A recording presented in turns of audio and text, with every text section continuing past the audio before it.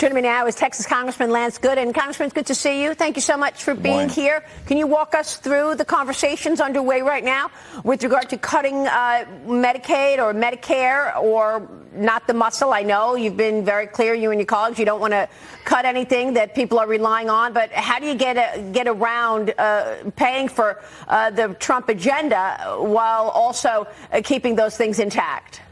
Sure. To put it simply, there will be no cuts to benefits for senior citizens. So senior citizens that are watching and worrying don't need to worry.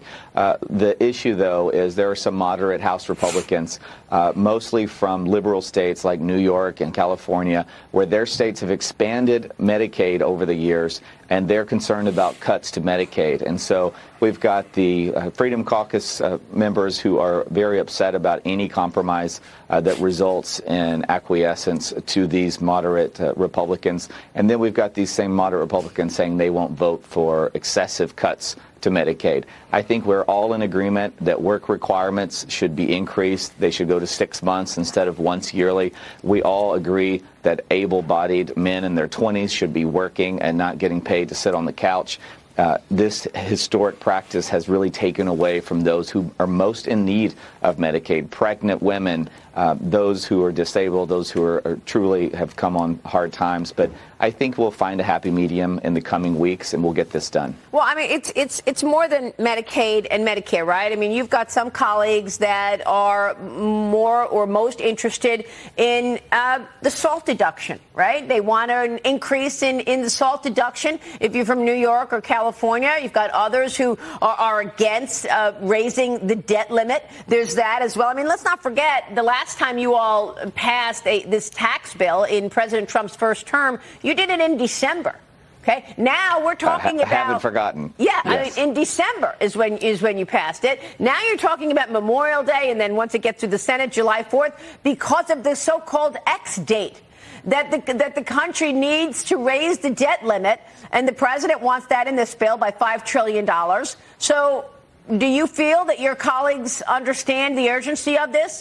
Have you spoken with people like Thomas Massie and Victoria Spartz? Are they no's still, or can you get them to go yes? Because you can't afford to lose more than 3 votes.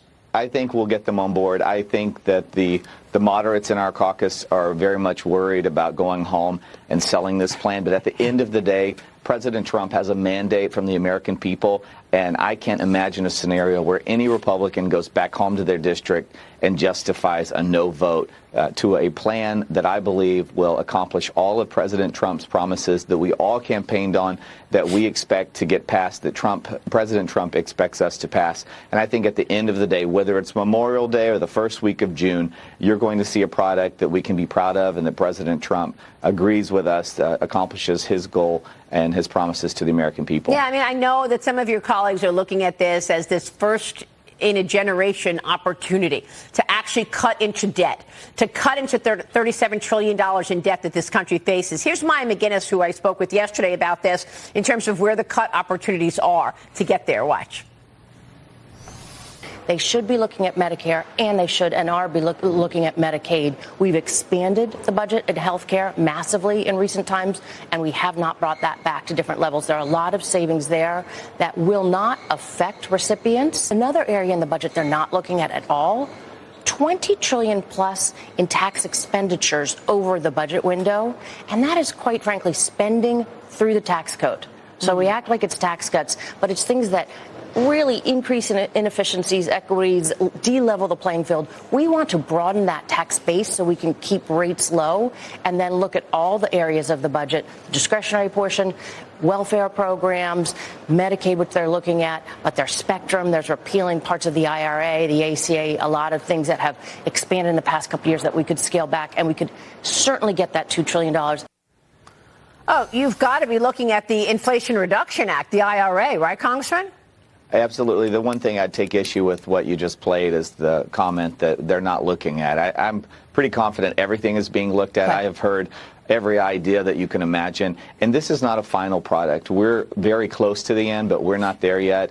Half of the bill hasn't even gone through the committees it has to go through. You'll see that in the coming weeks. I want to give credit to the Freedom Caucus. Historically, they've not been willing to negotiate, and they have this time. The moderates, I believe, will get on board. But the American people expect us to deliver on this agenda. And President Trump's agenda is a good, worthy agenda, and we've got to get it passed in the coming weeks. Yeah, I mean, we have a new public opinion strategy survey that finds more than 8 in 10 voters want President Trump's 2017 tax cuts extended before they expire at the end of the year. I mean, you say that the average family in Texas is going to face a nearly $1,500 tax increase if those Trump tax cuts expire.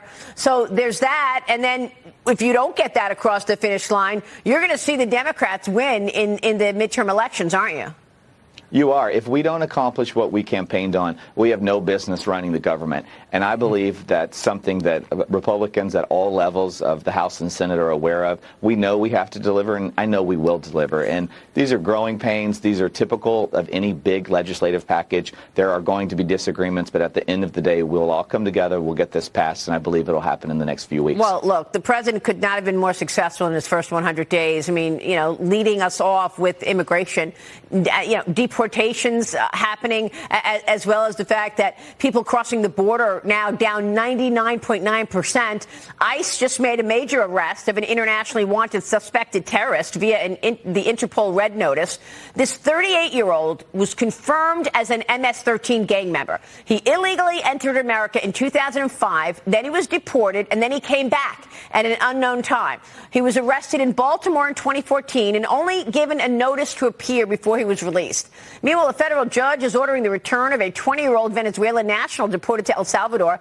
This judge is citing due process protections, Congressman. So, I mean, the judicial part of this scenario is out of control, with these judges trying to stop President Trump from getting actual gang members out of our country. What can you do about it? Well, it's outrageous, the fact that Democrats are coming to the defense of these criminal, illegal aliens. The American people see through it. The American people are not on the side of Democrats. Even moderates and some Democrats that call my office from back home are happy with what the president's doing with respect to deporting illegals, especially the criminals that have come over here and committed crimes. And I believe the American people are on the side of this president. This is a winning issue for us. Every time the president or members of Congress are talking about these deportations, the American people get fired up and they're reminded of why they elected Donald Trump for president. This is a winning issue for Congress. This is a winning issue for the president. And we're going to keep making sure the American people know whose side the Democrats are on. And that's of these gang members, of illegal immigrants that are committing crimes. They're standing up for the wrong people. Yeah, apparently. Congressman, it's good to see you. We'll be watching your work. Thank you, sir. Thank Lance you. Gooden joining us. Quick